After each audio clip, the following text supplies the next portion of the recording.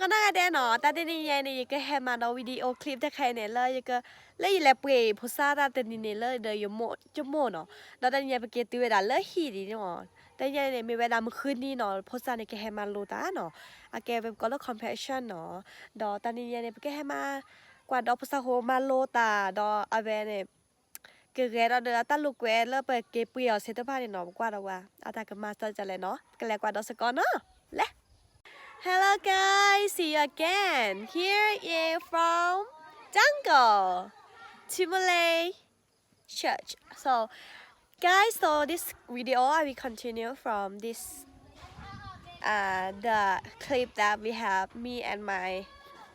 mom. We have bought some toys, some stuff for kids. So today we have bring to them already. So let's see together what they are doing in their Saturday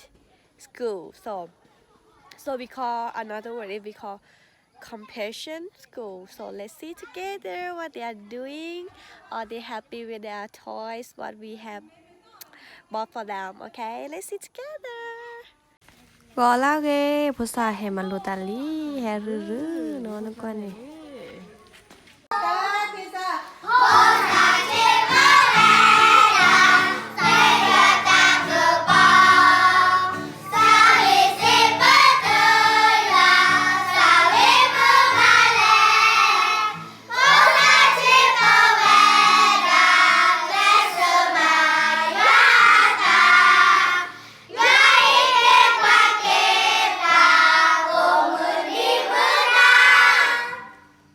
ตัวแม่ตัวเองหน่อย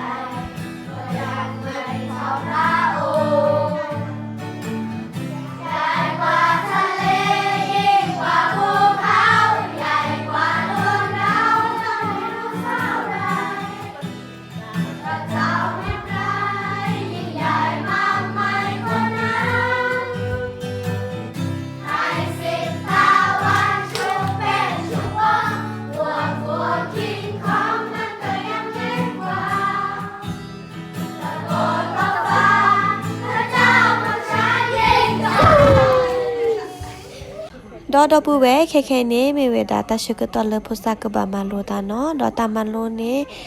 อาสรานิสัวเวลซูเปอร์บุ๊กเนาะแล้วโซโลโพสาเนาะโพสาในกว่าแวมือมาเนาะปะแกให้กว่าดอสกอเนาะค่านะคะเวลานี้นะคะก็เป็นเวลาเรียนนะคะของเด็กๆนะคะและบทเรียนนะคะเราจะใช้ของซูเปอร์บุ๊กนะคะเพิ่งจะบอกว่าจากที่สังเกตมานะคะเด็กๆชอบมากแล้วก็โฟกัสมากๆนะคะและเด็กก็แบบตั้งใจนะคะตั้งใจเรียนมากๆค่ะพอถามเดี๋ยวเราจะมาดูตอนสุดท้ายกันนะคะว่าเด็กๆได้ความรู้อะไรบ้างนะคะแล้วมาดูบรรยากาศในการเรียนวันนี้ด้วยนะคะมาดูกันค่ะชอบกอดซะด้วยเวลาติดปีกบินเลยจริงๆแล้วเวลาไม่ใช่วัตถุมันไม่สามารถบินได้นะครับแต่คุณก็คงรู้อยู่แล้วใช่ไหมครับศาสตราจารย์ข้าเข้าใจสถานการณ์ของเจ้าดีคริสบิดาของข้าเองกษัตริย์ดาวิดได้ฝากฝังและไว้วางใจให้ข้าปกครองทั่วทั้งอิสราเอลผมยังเป็นหัวหน้าห้องวิทยาศาสตร์ไม่ได้เลยถ้าต้องนับทั้งประเทศนี่ยิ่งแล้วใหญ่ถ้ารับผิดชอบทั้งหมดนี้ได้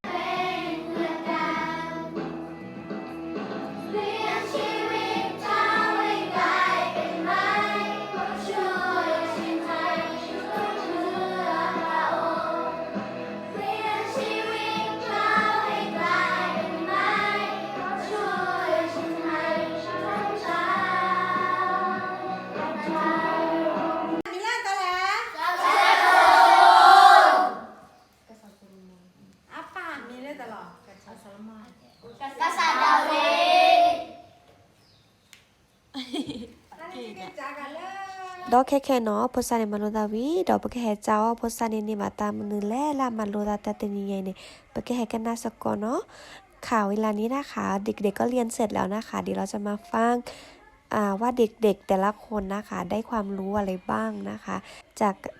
จากที่ได้เรียนวันนี้นะคะโอเคค่ะเรามาดูกันค่ะ นี่บัตมาโลเลิกกับสโลมอนและมาตัดเสนี่บัตคือพาเลิกกับสายนี่ให้ได้ละบัตกูบักเสและบัตคือพาเวเนวีกับสโลมอนเลิกสิ่งอย่างเวลาบุษกูวันนี้เพื่อการแก้แววมูเราค่ะสวัสดีค่ะวันนี้หนูได้เรียนรู้จากชีวิตของกษัตริย์โซโลมอนเมื่อกษัตริย์โซโลมอนทำอะไรไม่ได้จึงขอสติปัญญาจากพระเจ้าค่ะจะทางนั้นกษัตริย์โซโลมอนครับเจเนบาตมาโลและกษัตริย์เซเลมอนอาเวเนเดจิกุเอบาทุพาดาดิซออาเวจิกุเซซอกษัตริย์เซเลมอนเนบาตมาโลและโซโลมอนโออาเกabad juga pada lega saja di atas ni bata bagus juga mako juga ni bata bagus ya kita lega saja lega saja macam aku nu juga macam ya เรียนรู้เรื่องของกษัตริย์โซโลมอนและหนูได้รับพระพรจากกษัตริย์โซโลมอนถ้ากษัตริย์โซโลมอนคิดอะไรไม่ออกจากขอสติปัญญาจากพระเจ้าผมจะขอสติปัญญาจากพระเจ้าเหมือนกษัตริย์โซโลมอนครับได้ตอบคำถามประกาศผ่านหน่อยเบอร์สระก็เจ๋งเนาะโลกเลือกเลยชัวร์เลือกได้พี่ตอบคำถามเสร็จแล้วนี่ตัวนะวลาซีเชอร์ตาวีเด็กก็ได้แบบโลกโพดิเซเนาะแบบนี้คือได้เนี่ยคือได้เราเดี๋ยวกันขอบคุณครับคนต่อไปก็คือทูเน่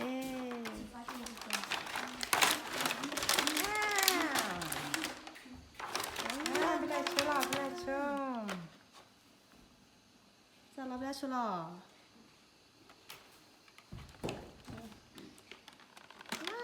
，hello เวียงเลยป้า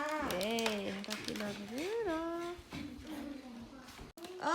พ่อมือเด็กๆขดเจอเนาะจูเนาะขดเจอทุกคนตะกันเนาะเด็กกว้านเจอแกชัวเดี๋ยวชัวเราเช็คแค่ลองดูใส่ที่เสื้อโอเคตอบตั้งเกี่ยวรางวัลแค่แบบช่วยนะก็ช่วยมาวิเศษชิกา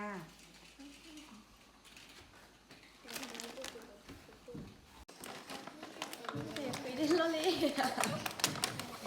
นี่นะคะโช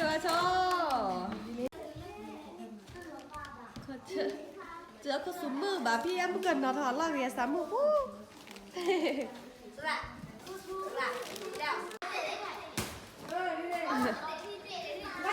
โทรมาตามมือเลย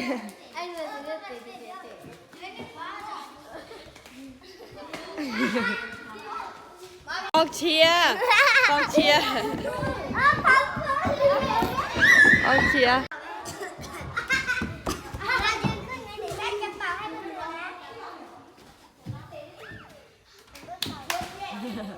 เมื่อ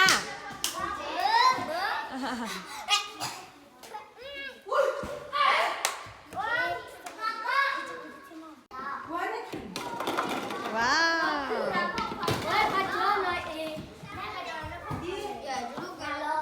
แกตลกแกมือ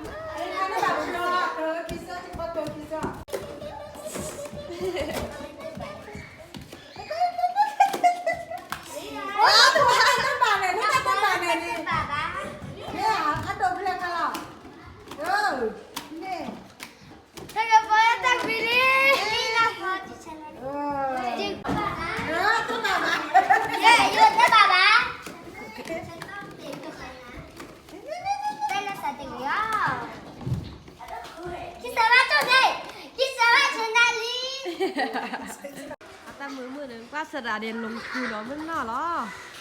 บัตรคอจ้าตามือ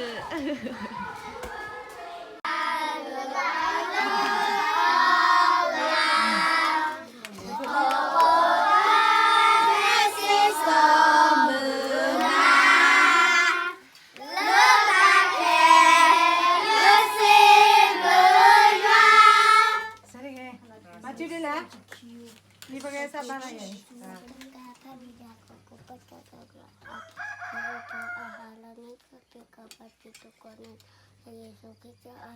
Amin, เก่งอ่ะ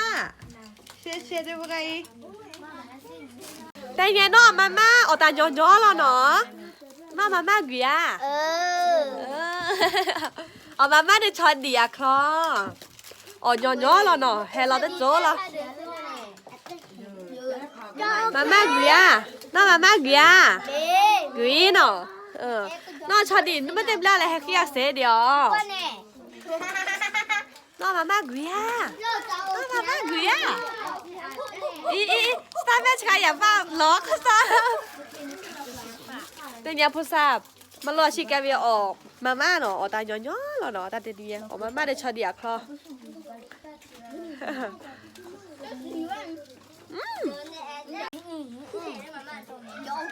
เตสก็ได้เด้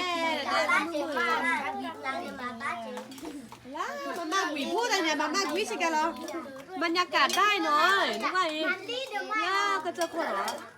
ตาตะกวดหมอตาจูงว่าชิคกี้พายเนาะตาทีตี้เรามาม่าโกโก้ใส่ดึงกุยล่ะหรอตามือจ่ายเลยวิธีจับ อ๋อพี่อ๋อแล้วตาสะเนาะอ๋อแล้วลำใหญ่เนาะ บ้านั่นจะรอบ้าขยับอายุ เนี่ยอ๋อแล้วตาสะเนาะอ๋อเบบี้เนี่ยกุยอ่ะเดี๋ยวเช็คกี่ได้เต้นระดับกระต้าแล้วก็ปูนอกอย่างเสียนะเนี่ย